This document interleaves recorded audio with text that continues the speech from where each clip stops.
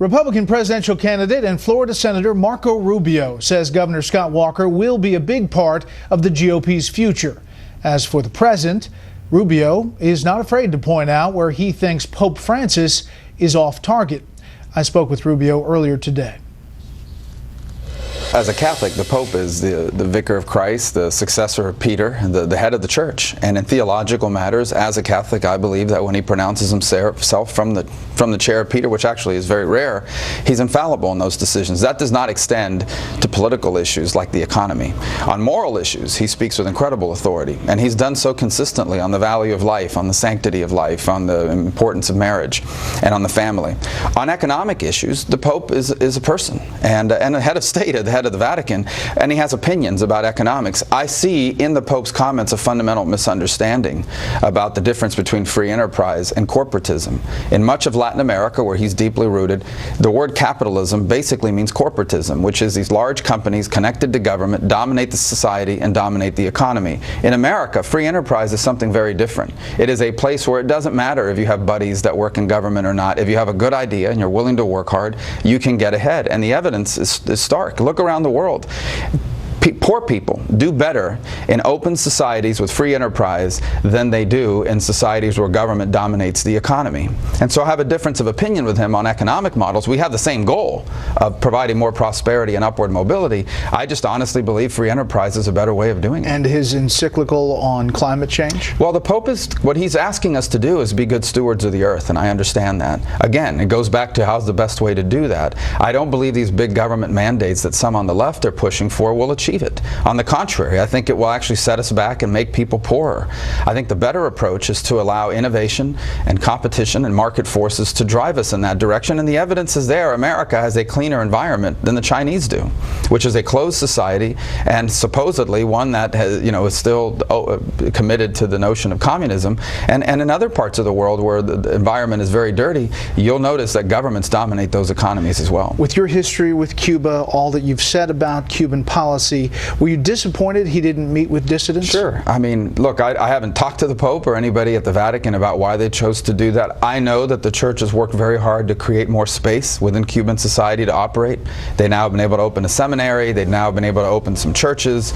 Cuba was officially an atheist government up until the early 1990s, so there's been more space for the Church to operate, and maybe they decided not to endanger that. But I am disappointed because there are people in Cuba that are fighting very hard and working very hard for more liberties, more freedoms, including religious liberties, and they were basically ignored, and I'm disappointed. I'm not going to attack the Pope over it, but I'm disappointed. Now, they claim the Pope called them, said he wanted to meet with them, and it was Cuban authorities who impeded that from happening. And ultimately, I think it was an opportunity for the world to see the true nature of this regime. They're not going to change a bit when it comes to freedom. Another big visit this week, the Chinese president to the White House. In your view, has China declared cyber war on the United States? And if you're president, what would you do? Well, a couple points, absolutely, but this is not new. They've done a number of things. They have non-tariff barriers set up for technology companies. Xi Jinping is going to be in Seattle today or tomorrow. He's going to be meeting with the heads of technology companies. And what they basically told technology companies is if you do business in China, you have to create a back door that gives us access to your data and to your software. In essence, the price of doing business in China is to turn over your intellectual property to them. That's a huge issue, long term as well, because it could give them access to the information of Americans. They're no doubt conducting the most aggressive cyber operations against America of any group or country on the planet.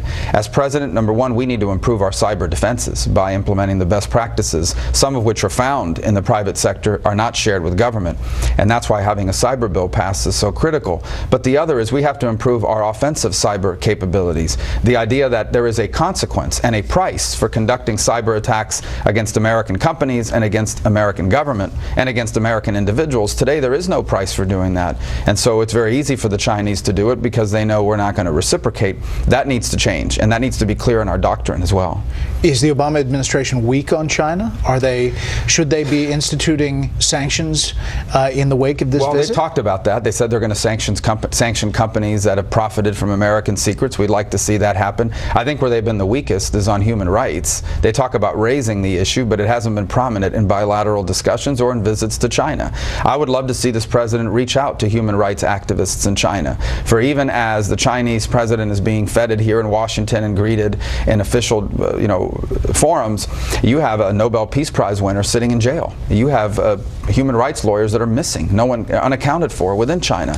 If I'm president, I've said I will invite human rights activists from all over the world, including from China, to my inauguration as a clear message that America's once again on the right side of the human rights issues. I want to talk politics on Capitol Hill. People you talk to in the base of the Republican Party are just mad. They don't understand why you can't stop the Iran deal, even though you don't have the votes to be able to do it as it's stated now. They don't get why there's all this angst about a government shutdown when you can't hold the line about something you believe in. That's what you hear out on the trail. Yeah. How do you answer those questions? Well, first, threefold. Number one, expectations were raised unnecessarily high. This idea that we're going to win the Senate, we're going to control the agenda, just never was true. It's important to hold the Senate. We can keep a lot of bad things from happening in the Senate, but that alone is not enough. You need a president. That's why I decided to run for president. It's one of the main reasons why. We cannot change the direction of this country without the right person in the White House. So the Iran deal is a perfect example. I think we should have done a lot more early on to define its terms, to fight strongly against it,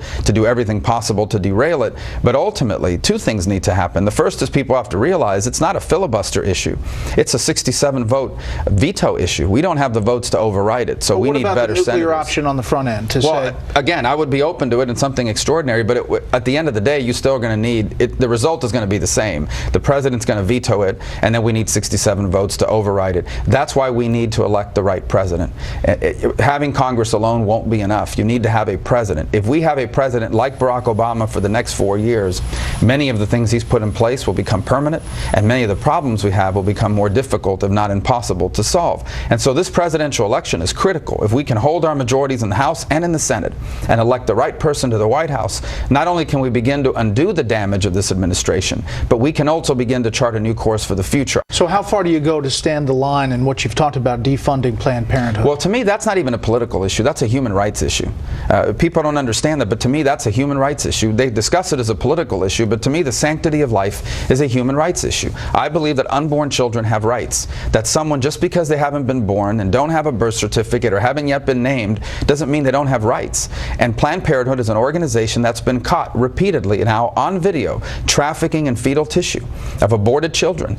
And it's an outrageous practice. Americans are outraged by it, and they don't understand why are we continuing to fund with taxpayer money an organization that does this sort of thing. And so what we've proposed is let's take the money that Planned Parenthood gets and let's give it to federally qualified health centers that don't do what Planned Parenthood does, but do provide women's health care, which is important.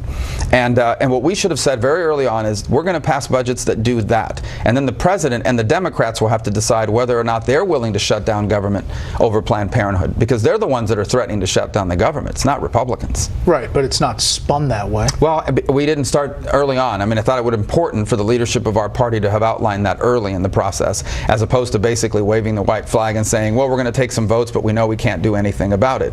Again, it's an unacceptable outcome that we're now going to see.